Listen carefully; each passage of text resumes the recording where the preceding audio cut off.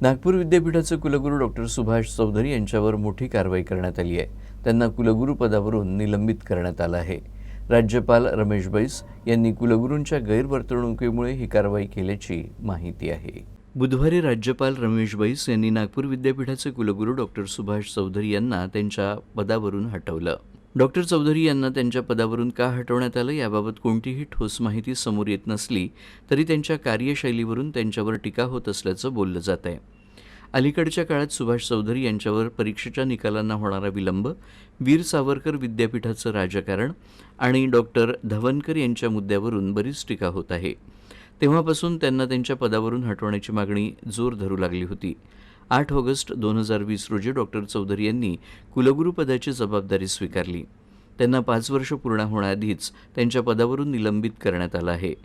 आता त्यांच्या जागी गोंडवाना विद्यापीठाचे कुलगुरू डॉक्टर प्रशांत बोकारे यांची नियुक्ती करण्यात आली आहे.